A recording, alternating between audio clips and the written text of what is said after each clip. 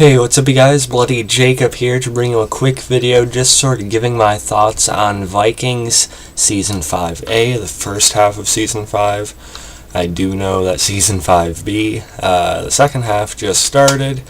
I've been doing some catching up recently with Amazon Prime, and I just wanted to give my at least general, brief sort of thoughts on the fifth season so far. And I do plan on reviewing the show week to week now, as much as I can anyway, with a full-time job and the 5 other shows I watch. But yeah, let's get into it a little bit. So Vikings Season 5 so far, I've actually been liking quite a bit. I mean, I said I was watching on Amazon Prime, and a couple instances I was watching, a couple episodes at once, because I was kind of that sort of re-immersed into the world again. And now why I hadn't caught up before, why I hadn't kept up before after finishing the 4th season.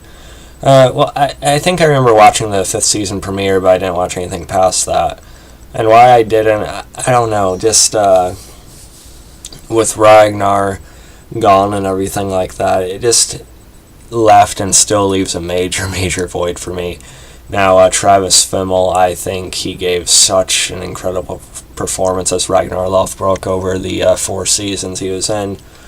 And honestly, he'll go down as one of the greatest TV leads of all time by far. He gave an Emmy award-winning performance, in my opinion, and it's such a shame that he wasn't recognized for it.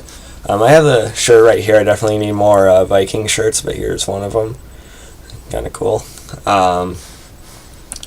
But yeah, so I was worried, and I did feel like lukewarm about the season as I started it when it was first airing. But I'm still really sentimental about the Ragnar stuff, and thus I still have my attachment to a certain extent, to Lagertha and Bjorn a little bit as well.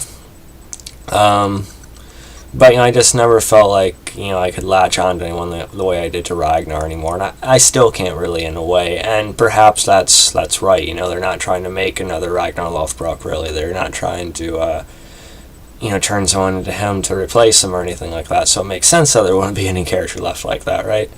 Don't get me wrong though. The show's still very, very good, and I actually think it's been a very good season so far. I'm impressed with how much I still get into it again. It's still a really well-made show. The writer, Michael Hurst and everything, does a great job with it. The actors are doing very good. Catherine Winnick, of course, the actor playing, Ivar. Even though I'm mixed on Ivar, everyone's mixed on Ivar. But you can't deny that he's at least played well. And of course, you got to talk about Jonathan Rhys Meyers as well. Playing Hagmund. This warrior bishop that ends up being sort of, eventually captured by Ivar, and I like sort of their dialogue with each other. That was interesting. But then when he was fighting on the battlefield and he sees Lagertha, and he sort of gets taken down as he gets transfixed with her. But then he's taken in by her, and they form a pretty good bond with each other as far as we know. I like that side of it as well. Love Jonathan Rhys Meyers. He played my all-time favorite version of Dracula. Of course, he was in The Tudors and just a bunch of other stuff. So it's great to see him in a role where he's utilized pretty well yet again. So he's a great addition to the show. Him and Lagertha are definitely my favorite characters still around right now.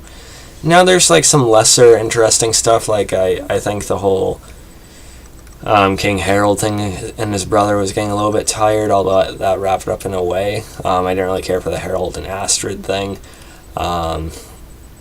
The Margaret thing with Uber and stuff, I don't know, I'm just not buying it. I mean, I appreciate what they're trying to do with Uber, having sort of like Ragnar's ponytail and everything.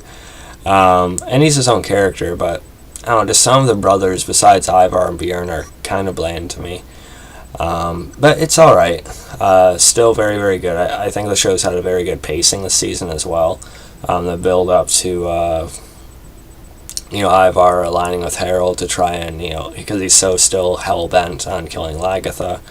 Lagertha, meanwhile, is trying to maintain control, even though her own psyche has gotten, pretty, skewed, but sort of affected by everything that's happened to her. And, of course, putting down, Astrid in the finale when she is pregnant, after being asked to. I see a lot of people, complaining about that. Lagatha has white hair now. Reynolds is aging, but they just turn their hair white and don't add any like wrinkles or anything. Now I can kind of see what you mean to an extent, because they aged Ragnar when he was still around, and they aged Floki and everything. Even Bjorn to a certain extent. I feel like they should add a little more makeup to Catherine Winnick to make her look a little bit older than she is.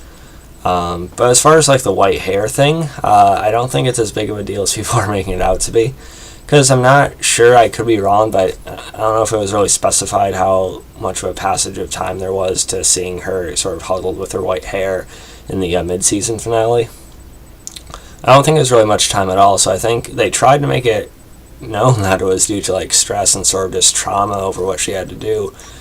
So that's why her hair is white and she doesn't necessarily look like an old woman or anything. So I think that makes sense.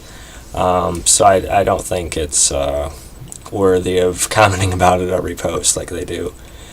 But yeah, just overall good season. And then the Floki thing, it's kind of nice seeing Adam Copeland, Edge, pretty well-renowned wrestler in his day. On this, he fits the role like you love. He's not like taking any spotlight. He's just sort of like a supporting character to Floki's quest here. And that story is fine. I mean, I still like seeing Gustaf Skarsgård, and him going to Lagatha and everything was interesting. Him talking about even, Earl Haraldson, still hearing Ragnar's voice as well. He's on his quest, believing, the gods are bringing this to him and asking him to do more and everything. And it's been alright. Like, I'm still looking for the reason and the purpose for it, sort of like the other characters. I'm wondering what's going to lead to. I'm still intrigued, but it's definitely a lesser part of the season for me right now, but I'm willing to see where it goes.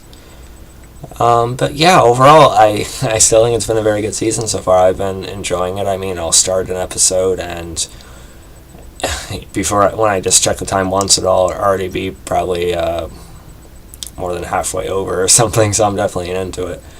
Then you have the Alfred thing. He's already crowned king, which I guess is historically inaccurate with how fast that happened, but I don't know. They don't need to stretch out everything, And Aethelwulf's death, what was kind of out of nowhere, just the bee thing. Shit happens. But, he had a decent final scene, I guess, with his face all swollen and stuff, so it was what it was. But yeah, again, overall very good season. If I had to rate it, I'd rate it like probably a B+, A-. Still a very obvious void without Ragnar. But that is what it is. There shouldn't be another Ragnar Lothbrok forced on the show anyway. Still really enjoying Lagatha and the Bishop as well, like I keep saying. Bjorn, he's still a good constant, although I do think they've taken a couple odd directions with him here and there.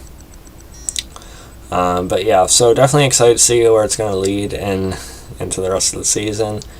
But yeah, so follow me on Facebook, Twitter, Instagram, like, subscribe, and I'll catch you guys next time. Peace.